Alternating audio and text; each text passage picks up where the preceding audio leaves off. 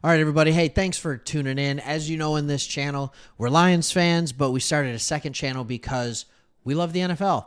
Like, we just love the NFL. And so we absolutely wanted to start this channel. We started covering the Texans before the season even started. And man, what a good decision that was. So much fun to watch what you guys have done this year. And in this video, I want to talk about the turning point. There was a really cool interview that happened with CJ Stroud, and he was on a podcast. I think it's called the Pivot Podcast, and he talked about the turning point for him in this season, right? He kind of talked about what that turning point was. So I'm going to let him say it, and I want you to be able to kind of hear it, and then we'll go from there. Crazy on them boys. Like, we lost, but like, I think I was through for like 380, 2 TDs. My numbers were good, you know, so I was making the right reads. I was moving defenders with my eyes. Like, I just got back to doing what I was used to doing. And then we played week 3 against Jacksonville. Yeah, I went trim on them boys, yeah. My bad, friend. So, like, I think that's absolutely hilarious. He's like, so he was here. Let me just give you some context for this. So he was talking about how he was playing in week 2. All right. So, and I'll show you the stats as we go along with it, against the Colts. And he said he played really well in that game. He went for like 380 yards, but they lost and they weren't scoring a lot of points. And then he said, we went into Jacksonville, and he was talking about how they just kept blitzing him every play. Blitz, blitz, blitz, blitz. And he goes, and I just went trim on them boys. And he went 20 of 30 for 280 yards, a 67% completion percentage. You can see here, 2 touchdowns, no picks, 118 QB rating, right? He just picked them apart. And then he went on to talk about how no team played him like that anymore. All right.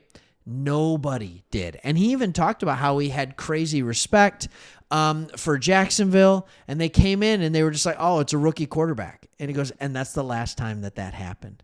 I absolutely love this. So recently I started going back and I started watching all the Texans games because I'm a sports nerd.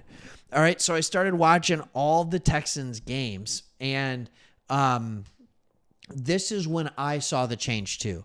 Like, it was fun watching him, and you're like, all right, he's got something there, but they were down to the Colts, and, you know, so they were just throwing the ball around, and you're like, all right, he's definitely got something there. He's definitely got something there.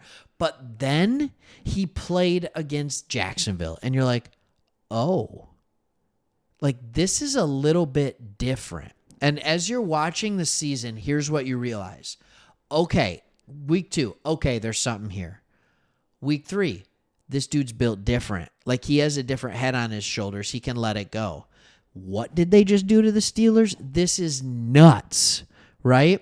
And then you have kind of the tricky game. He didn't play bad. He didn't play good against the Falcons. And then you have the 1-2 games right here where it's like Bobby Slowick, let him go.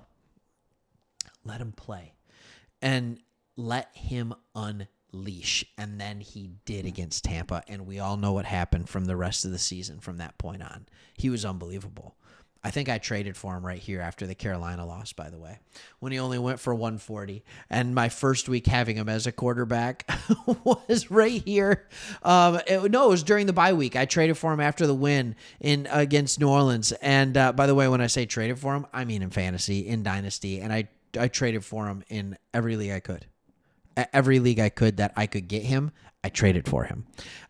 So 2 out of 3 leagues I was in, I was able to get him in this same season or in this time. And then he has that loss to Carolina. I'm like, uh-oh.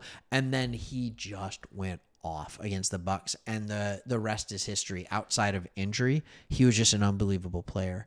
I just wanted to make a quick video on this because it's so awesome when players open up about their experience and what they've done.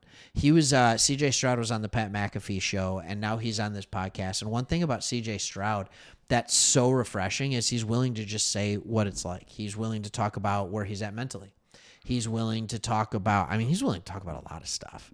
And so, just seeing him being willing to open up and share, like, yep, this is good. And he did a good job of admitting that he had a lot of respect for the Jags. So it's not like he's sitting there making fun of them or anything like that. And by the way, that defensive unit, the coaching unit that had that game plan, is no longer with the Jags. They all got fired.